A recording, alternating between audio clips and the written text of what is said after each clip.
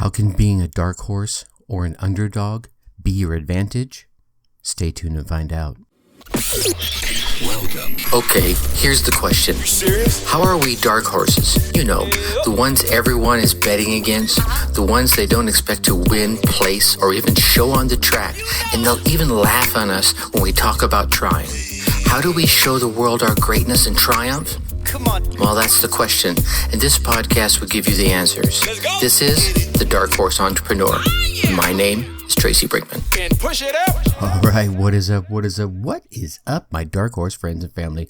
Welcome back to your ongoing dose of Dark Horse benefits learning. I'm your Dark Horse host, Tracy Brinkman, and you, well, that, my friend, is infinitely more important. You are a driven entrepreneur or one in the making. Either way, you're here because you're ready to start, restart, kickstart, just start leveling up with some great marketing, personal, or business tips and results in order to build that beautiful business of yours into the empire it absolutely deserves to be. And that's why I'm here hitting you with yet another solo success episode coming to you straight from the Dark Horse HQ as we dive deep into success with actionable advice, tips, and steps designed to help you level up your game. As we already know, there are no shortcuts to success, whether it's entrepreneurial success, personal development success, relationship success, any kind of success, except for taking those little steps towards your goal every single day. Now, talking about little steps, here's a little step I'd like you to take now, because I know you're getting value from this show. You're still listening, so I'm guessing you're still getting value from the show. And if you are, you need to let those podcast platforms out there know you're getting that value. And the way you do that is by going on down there, hitting that subscribe button, drop us a 5-star rating, and leave us some kind words in the review. Whatever platform you're on, go ahead, do that for us. It's those subscribes, ratings, and reviews that those podcast platforms out there use to show that you're getting that value. They'll lift us up a little bit in the rankings as they see you're getting that value so that we can reach more driven entrepreneurs just like you. So please take a moment, show the love, and let's spread the word. All right, the advantages of being a dark horse. Let me step back for a minute because, you know, the world's in a crazy place right now. And if you're listening to this as I'm recording it here in July of 2021, you know, we're on the back end of the whole COVID experience. There's some rumblings that there may be some more lockdowns going into the fall, just all kinds of craziness. And let's add on top of that the speed at which things are changing in this digital era. Your ability to gain access to information, and I'm not going to get into the politics of it. I'm just talking about, all right, I want to be an entrepreneur. How do I go do that? That information, it's everywhere. And the ways you can be quicker and smarter and more profitable about things is everywhere out there. And this allows us to work more effectively towards our goals to be an entrepreneur.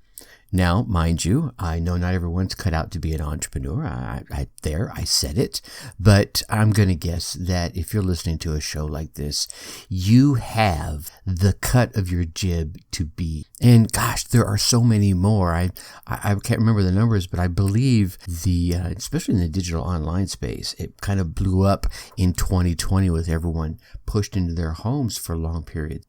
And entrepreneurs are just, the benefits are ongoing. And I did another episode where it talked about all the benefits of being it. And if I remember correctly, that was episode 214, Reasons Entrepreneurship Can Solve the World's Problems. So I'm not going to rehash all those. So go check that one out. I think you'll enjoy that if you haven't already listened. But we're not talking about just entrepreneurs today. We're talking about our dark horses. Yep. You and me, right? Those folks.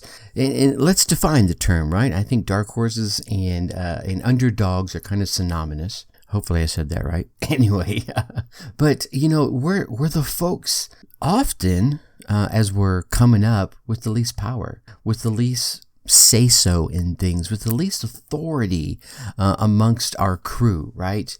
We're often not even considered to be on the winning side. And as a result of that, people don't have high hopes for us. Quite often, they're betting against us. They don't even consider we're going to run our race, let alone have the opportunity to come in a win, place, or show position. But this is the cool thing about that. That makes us almost invisible to others, right? They're not paying attention to us. Yeah, they're like, whatever.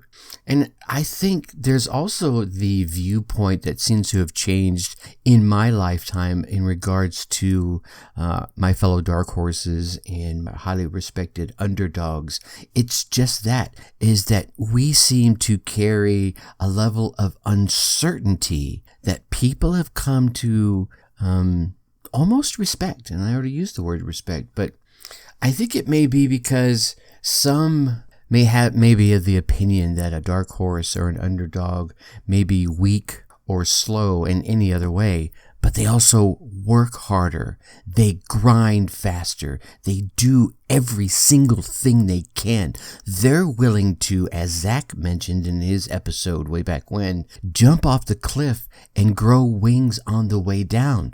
Because so often, the dark horses and the underdogs, they've already lost everything at least once, sometimes multiple times. So it's like, they're like, well, gosh, if I jump off the cliff, what's the worst thing that's going to happen to me? I've already been there. I've made it out of that before, and whatever that is for the bottom of things. But underdogs look appealing today, I think, because of their ability to break the odds, right? And come out stronger on the other side. And so often I think underdogs and dark horses, as I like to call them, we find the answers to the unfairness that we see out there. So maybe we talk about unfairness in some of the social media platforms. So we'll create our own platform, like some of like Rumbles or Parler or whatever it is out there, right? The unfairness or the injustices that are out there, so that we go out there and we create programs to help offset that. So underdogs and dark horses, we have our benefits. And that's why I want to talk about some of the reasons why being a dark horse can be to your advantage. And I think first and foremost, my fellow dark horses and my fellow dark horses do not take any aspect of their business for granted. And most often because we've come from humble backgrounds, right? In terms of experience. So we take every aspect of our business seriously. We take a serious look at the marketing. We take a serious look at the product development, the product creation, the serious look at the customer service. We take a serious look at how the customer feels as they're going through our customer journey. Be it a small account or something big, like maybe meeting an investor, right? We do it with the same amount of passion. We go out with that same gusto as we break out of that starting gate. And I think that's one of the things that saves so many dark horses, as long as they keep that dark horse mentality. Because I've seen personally a number of big businesses face trouble simply because they've taken one of those small aspects a little too lightly. They got comfortable and started resting on their laurels. While our dark horse friends, we always try to stay nimble. Often we're bootstrapping and we're on a shoestring budget. So we got to stay nimble and on our toes. We're staying careful and alert to what's happening inside as well as outside of the business. And that helps us with, I think, the next area here is their risk tolerance. Dark horses are willing to, like I said, jump off that cliff and grow wings on the way down. Dark horse friends, so let's use the example of starting this podcast. As I was starting this podcast, I saw, you go out there and you start joining some of those podcast groups and try and glean some extra information. And I've been podcasting since it wasn't cool, but I was just trying to get up on any new technologies I may have missed out on during the couple of years of away time I had. And, there wasn't anything new and huge. There's a couple of cool things that kind of popped up on the horizon. But, I saw so many people out there, well, what kind of mic should I have? What kind of this and what kind of that? And they got so hung up on those little things, it kind of showed that their risk tolerance was low. Where my dark horse friends, they're like, whatever, I'll record on my phone if I have to. I mean, my frequent answer to what kind of mic do you want to use? Whichever one that you'll use, there it is, right there, right? If you can afford a $500 mic and you'll use it, go for it. But it's taking those risks, just stepping into who you want to be, who you are today, and the person you want to become later. Taking calculated risk is a wise decision, right? Don't get me wrong. But you can also keep, yourself back by not taking a calculated risk.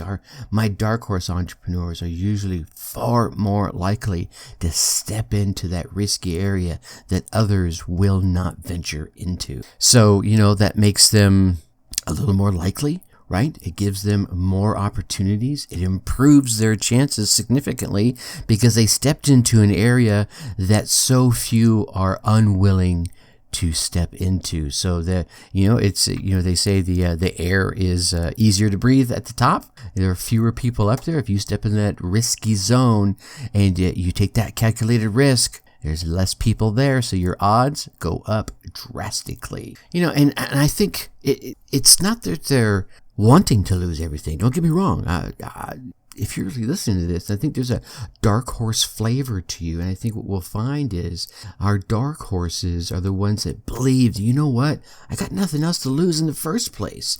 That we're really going after something we hope for that will be even better than what we have right now or than what we had yesterday. And even if we fail, like I mentioned before, we know we can get back up again, dust ourselves off, and keep right on running. That gives us the ability to stay motivated in the toughest of times. Because you know what? We're dark horses. We've already grinded through tough times. And my dark horse friends and family, you know who you are. So you're not out there boasting all these unnecessary claims or, flapping your chops about all the things that you can do. No, you're saying, here's who I am. Here's what I have to offer. I mean, if you think about it, usually because you're a dark horse and you're grinding away and you're paying attention to what's going on in and outside of your business, you got way too damn much on your plate and you keep flipping those hats around. Hey, I'm CEO today. Oh, I'm in charge of marketing. Oh, I'm in charge of customer service. Oh, I'm in charge of product delivery. Oh, I'm in charge of product development.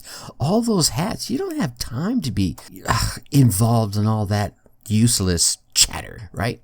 I think it kind of comes down to the types of people there are. There are doers and they're talkers. And most of my dark horses, they're doers, right? They focus on getting shit done. They let the actions speak for them. They have faced rejection. That's probably a status quo for them.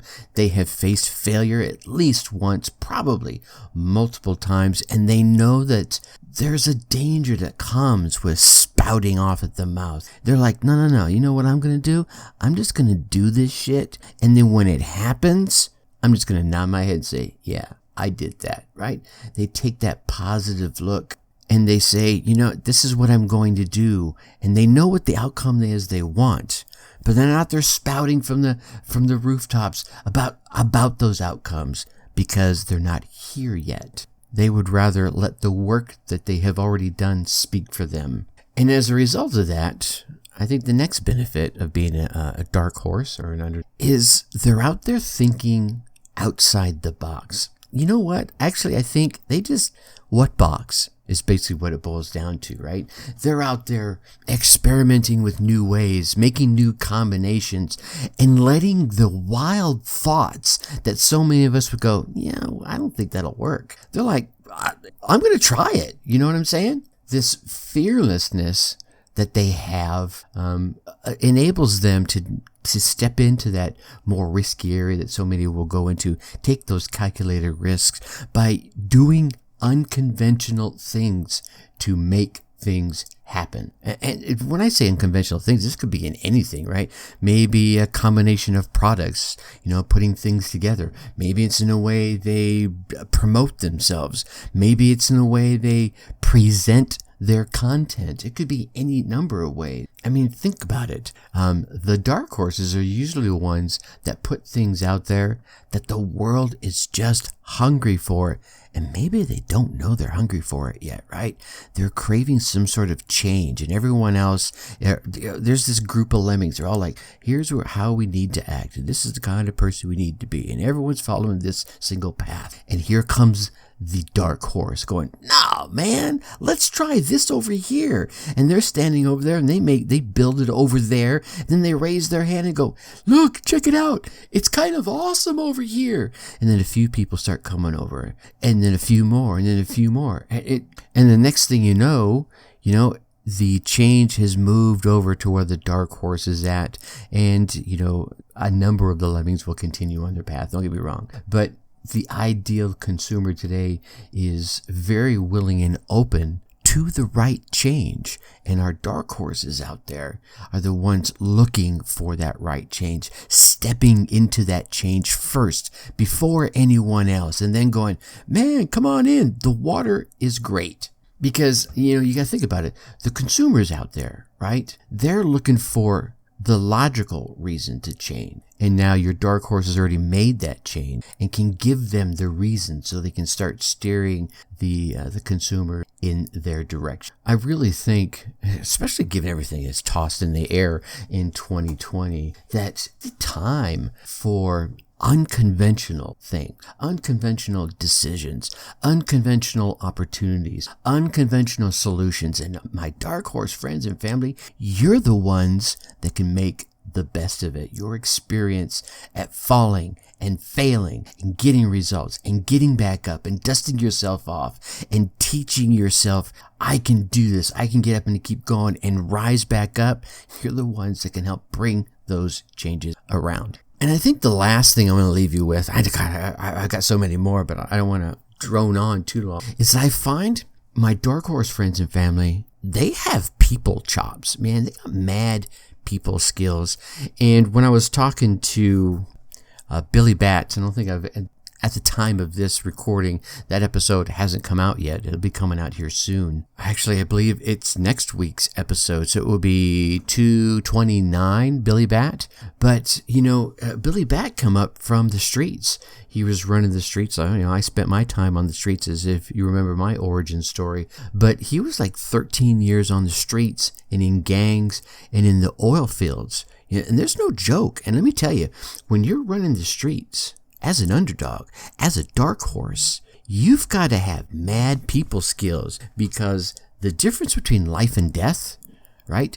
Being free and being in jail when you're running the streets and doing shady stuff. Yeah, you got to have mad people skills, because you got to be able to clue off on the kind of person someone is right away. Now, take this into the conventional world, the non-seedy side of the streets, Main Street. And now those same skills can be applied in engaging a customer, a potential client, and engaging them and seeing their reactions and reading them. It's these mad people skills, their ability to connect with their friends, their family, their consumers, right? This unique bond that's in their brand that they can create can kind of separate them in a crowded marketplace. They can be their unique selves. And because they come from humble beginnings, dark horses tend to be humble and open-minded. They can talk to people, they can connect with them, they can share an idea, they can take in ideas,